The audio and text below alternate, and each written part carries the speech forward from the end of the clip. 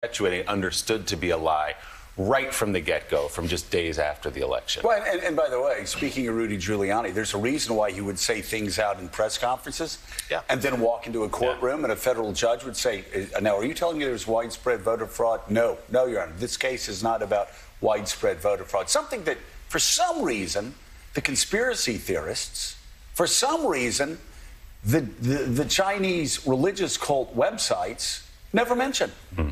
It's crazy.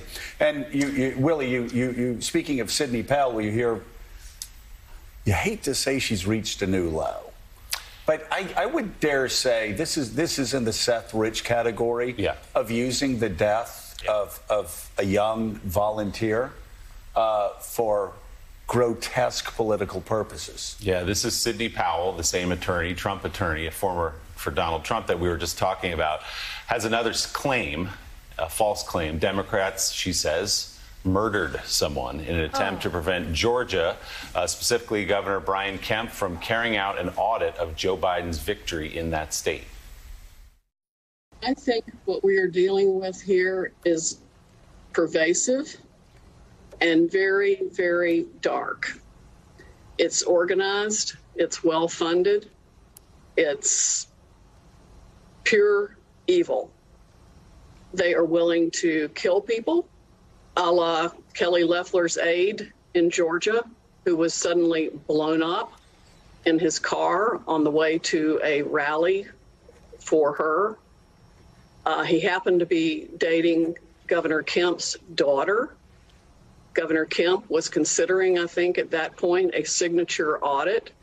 And then the Georgia Bureau of Investigation agent who was investigating that, he was the lead investigator, was suddenly dead within a week. And suddenly we don't hear anything else about any of that. We are talking about trillions of dollars of global wealth at issue here. The leadership and control. Okay, we got it. That's enough. We got it. What is wrong? Oh my gosh. What is wrong with her? Harrison Deal was a campaign staffer for former Senator Kelly Loeffler. Tragically, he died in a 3-vehicle accident last December. A human being.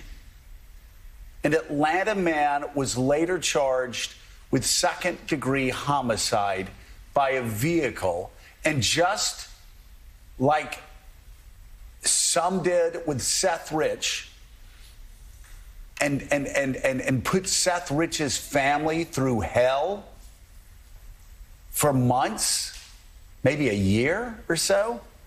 Now she wants to do to this poor young man's family.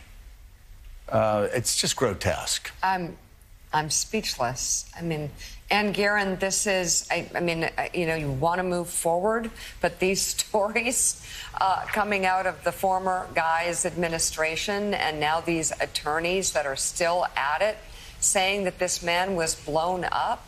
What more can you add to the context of this story and these people who keep doing this? Well, I guess I would point out that we don't hear that kind of wild claim from Trump himself. He's still letting other people go out there. Remember, he had at one point disavowed Sidney Powell, said she didn't work for him anymore.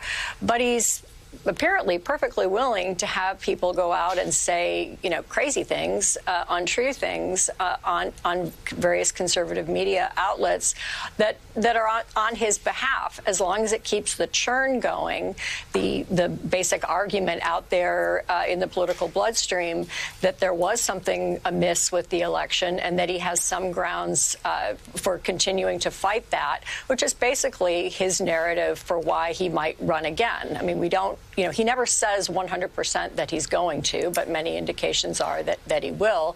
And in the meantime, to keep all of that energy going, keep money coming in, and keep people talking about him, you have things like this happening. I wonder whether there will be calls for Trump to disavow this. If so, I guess we'll see whether he feels that this was a bridge too far. Well, yeah, knowing his past, Jonathan Lemire, it would be quite a deviation for him. to do that. I don't need to remind anybody around this table that he actually accused me of murdering somebody just because he was mad at what we were saying at the beginning of COVID, did not care that the young woman's husband wrote him and begged him to stop. Did not, the family begged, he doesn't care. And it's the same thing with Seth Rich and that family. They allowed that to go out. Donald Trump could have stopped that in a second, but he didn't stop it in a second. He wanted his allies to spread any conspiracy theories. Let's see if he'll do it now. If he is, it'll be a first because he loves other people throwing stuff up against the wall, spreading conspiracies. Doesn't matter where the conspiracies come from. They all join together in this toxic mass that hangs like a toxic cloud over American democracy and actually convinces tens of millions of poor souls to believe that American democracy is rigged and that Donald Trump somehow won the election.